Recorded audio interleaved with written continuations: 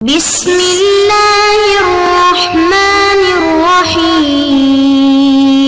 بسم اللہ الرحمن الرحیم۔ السلام علیکم ورحمۃ اللہ وبرکاتہ۔ عزیز طلبہ، امید ہے آپ تمام احباب خیر و عافیت سے ہوں گے۔ گزشتہ سبق میں ہم نے کتاب الصوم کو ختم کر لیا تھا۔ آج کے سبق میں کتاب الحج شروع ہو رہی ہے اور سبق نمبر 101 ہے، جس میں ہم حج کے لغوی اصطلاحی معنی اور ادائے حج میں جلدی کرنے کی تفصیل پڑھیں گے۔ کتاب الحج، بیان ان الحج العج والسج، وبه قال حدثنا ابو حنیفة عن عطیة عن ابی سعید رضی اللہ تعالی عنہ قال قال رسول اللہ صلی اللہ علیہ وسلم من اراد الحج فلیعجل۔ حضرت ابو سعید خدری رضی اللہ تعالیٰ عنہ سے روایت ہے، وہ فرماتے ہیں کہ جس کا حج کا ارادہ ہو اسے چاہیے وہ جلدی کرے۔ وبه قال حدثنا ابو حنیفة عن علقمة عن النبی صلی اللہ علیہ وسلم الحاج مغفور له ومن استغفر له الى انسلاخ المحرم۔ حضرت علقمہ رحمہ اللہ تعالیٰ فرماتے ہیں، نبی کریم صلی اللہ علیہ وسلم سے نقل کرتے ہوئے کہ حاجی اور جس کے لیے وہ استغفار کرے محرم کے اس اختتام تک وہ بخشے ہوئے ہیں۔ وبه قال حدثنا ابو حنیفة عن قیس عن طارق عن ابن مسعود رضی اللہ تعالی عنہ قال قال رسول اللہ صلی اللہ علیہ وسلم افضل الحج العج والسج فاما العج فالعجیج وَأَمَّا السَّجُّ فَسَجُّ الْبُدَنِ قال فَسَجُّ الدَّمِ وَفِي رِوَایَةٍ فَأَمَّا السَّجُّ فَنَحْرُ الْهَدْيِ۔ حضرت ابن مسعود رضی اللہ تعالیٰ عنہ یعنی کہ عبداللہ بن مسعود رضی اللہ تعالیٰ عنہ سے مروی ہے کہ رسول اللہ صلی اللہ علیہ وسلم نے ارشاد فرمایا، افضل ترین حج جو ہے وہ عج اور سج ہیں۔ بہرحال عج جو ہے فالعجیج وہ تلبینہ کہنا ہے، وَأَمَّا السَّجُّ فَسَجُّ الْبُدَنِ قال بعضهم فسج الدم، اور سج جو ہے یہ خون بہانا ہے، اور فی روایت اور ایک دوسری روایت میں ہے کہ سج جانور ذبح کرنا ہے۔ عزیز طلبہ، یہاں سے کتاب الحج شروع ہو رہی ہے اور اس کی پہلی حدیث ہے حج میں جلدی کرنے کے حوالے سے، حج جس پر فرض ہو جائے وہ جلدی ادا کرے۔ حج کا لغوی معنی القصد ہے، یعنی کہ ارادہ کرنا، اور اصطلاحی معنی ہے مخصوص زمانے میں مخصوص افعال کے ساتھ مخصوص جگہ کا ارادہ کرنا۔ مخصوص زمانہ مطلب جو اشہر حج ہیں، شوال سے ذی قعدہ، ان ایام میں، اور اس طرح مخصوص افعال جو حج کے افعال ہیں، مخصوص جگہ یعنی کعبۃ اللہ کا ارادہ کرنا، اس کو حج کہا جاتا ہے شریعت کی اصطلاح میں۔ حج کی فرضیت جو ہے وہ جمہور کے قول کے مطابق سن 6 ہجری میں حج فرض ہوا ہے، اس کی فرضیت سن 6 ہجری میں ہوئی ہے۔ مصنف رحمہ اللہ تعالیٰ نے کتاب الصوم کو ختم کرنے کے بعد کتاب الحج کو ذکر کیا ہے۔ اس کی جو ہے وجہ کیا ہے، یعنی کتاب الصوم کے بعد کتاب الحج کو ذکر کرنے کی 2 وجوہات ہیں۔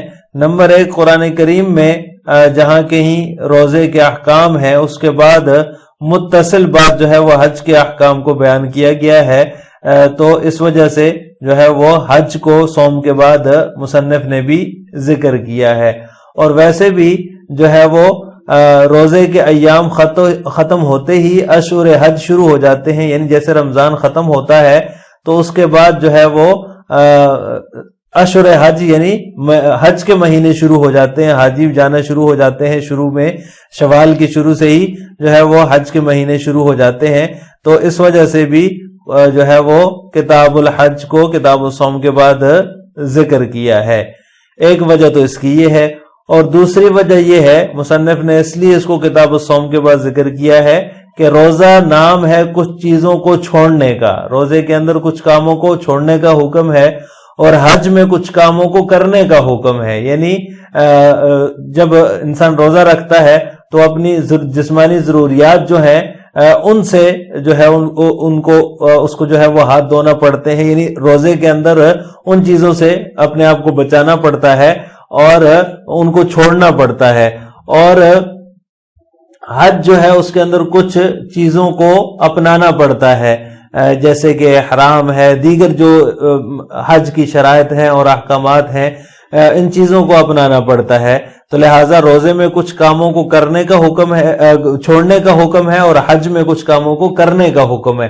لہٰذا روزے میں تخلیہ ہوتا ہے، یعنی انسان اپنے آپ کو ان چیزوں سے خالی کرتا ہے، اور حج میں تحلیہ ہوتا ہے، یعنی کہ اپنانا ہوتا ہے کچھ کاموں کو۔ تو لہٰذا تخلیہ اور تحلیہ میں تقدیم اور تاخیر جو ہے یہ فطری چیز ہے، یعنی جہاں تخلیہ ہوگا پہلے، پھر اس کے بعد تحلیہ آئے گا۔ تو لہٰذا اس میں پہلے تخلیہ ہوتا ہے، کچھ چیزوں کو چھوڑنا پڑتا ہے، اور پھر اس کے بعد تحلیہ ہوتا ہے، کچھ چیزوں کو اپنانا پڑتا ہے۔ تو اس وجہ سے روزے کے اندر تخلیہ ہے اور حج کے اندر تحلیہ ہے، اس لیے مصنف نے پہلے روزے کا ذکر کیا، کتاب الصوم کا ذکر کیا، اور اس کے بعد حج کو ذکر کیا۔ اب اس حدیث کے مطابق جو ابھی ہم نے پڑھی ہے، جو پہلی حدیث ہے جس میں ہے کہ من اراد الحج فلیعجل، جس نے ارادہ کیا حج کا اسے چاہیے کہ وہ جلدی کرے۔ تو اس میں فقہا کا اختلاف ہو گیا کہ حج فرض ہونے کے بعد علی الفور ہے یا علی التراخی ہے، یعنی حج کی ادائیگی جو ہے وہ فرض ہونے کے بعد فوراً کرنی ہوگی یا اس میں تاخیر کی جا سکتی ہے۔ تو اس حوالے سے فقہا کا اختلاف ہے۔ شیخین اور امام مالک رحمہم اللہ تعالی فرماتے ہیں کہ علی الفور ادا کرنا ضروری ہے۔ شیخین یعنی کہ امام ابو یوسف اور امام ابو حنیفہ رحمہم اللہ تعالی، اور اسی طرح امام مالک بھی ان کے ساتھ ہیں۔ وہ کہتے ہیں کہ حج فرض ہو جائے تو اس کی ادائیگی علی الفور ہے، اس کو فوراً ادا کرنا ضروری ہے اور فرض ہے، اس میں تاخیر جائز نہیں ہے۔ جبکہ امام شافعی اور امام محمد رحمہم اللہ تعالی کا مسلک یہ ہے کہ اس کی فرضیت علی التراخی ہے، یعنی کہ حج کسی شخص کے اوپر فرض ہوا، اس نے تاخیر کی تو اس کے لیے تاخیر کرنا جائز ہے۔ ثمرہ اختلاف اس صورت میں ظاہر ہوگا کہ ایک آدمی پر حج فرض ہوا، اس نے حج کے اندر تاخیر کی ہی، تاخیر کرتا رہا، اور مرنے سے پہلے پہلے اس نے حج کر لیا، حج کی ادائیگی اس نے مرنے سے پہلے کر لی، تو امام شافعی اور امام محمد رحمہ اللہ تعالیٰ کے ہاں یہ گناہگار نہیں ہے، جبکہ دیگر ائمہ کے ہاں یہ شخص فرض میں تاخیر کی وجہ سے گناہگار ہوگا۔ یعنی اس پر حج فرض ہوا تھا، مثال کے طور پر اس سال کسی پر حج فرض ہے، اس نے ابھی ادا نہیں کیا، اس نے 2 سال 3 سال 4 سال کے بعد حج ادا کیا، اور اس کے حج کی ادائیگی کے بعد وہ فوت ہو گیا، تو یہ 4 سال کی جو تاخیر ہوئی ہے اس کی وجہ سے اس کو جو ہے وہ گناہ ہوگا فرض میں تاخیر کرنے کی وجہ سے۔ یہ شیخین اور امام مالک رحمہم اللہ تعالی کا مسلک ہے، جبکہ امام شافعی اور امام محمد رحمہ اللہ تعالیٰ کے مسلک کے مطابق اس شخص پر کوئی گناہ نہیں ہے، اس کے اندر تاخیر کی جا سکتی ہے۔ اگر اس نے 4 سال بعد بھی حج کیا ہے لیکن مرنے سے پہلے پہلے کر لیا ہے تو اس نے جو ہے وہ حج کی ادائیگی ہو گئی ہے، حج کا فریضہ اس کے سر سے جو ہے وہ اتر چکا ہے، حج کی فرضیت اس سے ختم ہو چکی ہے۔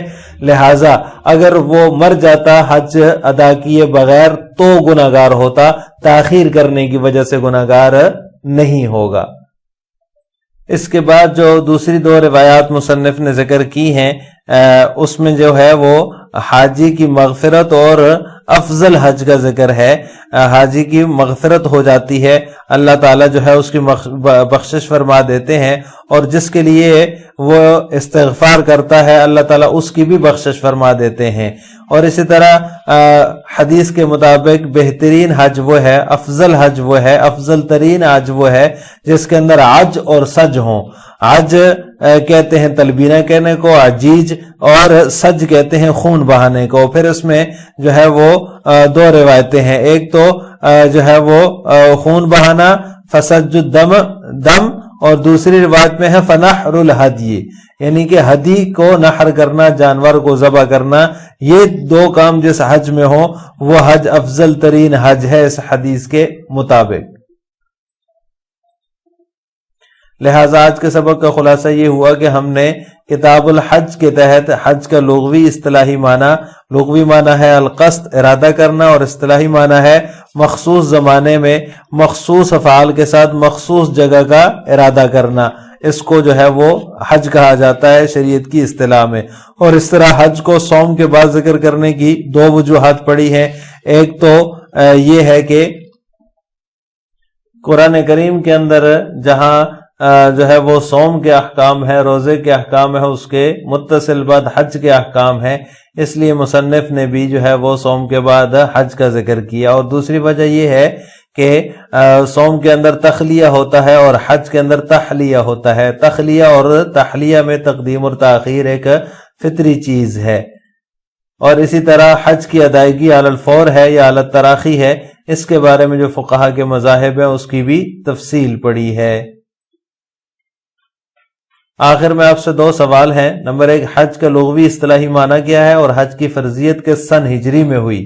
نمبر 2، اگر کسی پر حج فرض ہوا لیکن وہ تاخیر کرتا رہا اور وفات پا گیا تو اس کے لیے حدیث میں کیا وعید وارد ہوئی ہے؟ ان دونوں سوالوں کا جواب آپ نے کمنٹ باکس میں دینا ہے۔ السلام علیکم ورحمۃ اللہ وبرکاتہ۔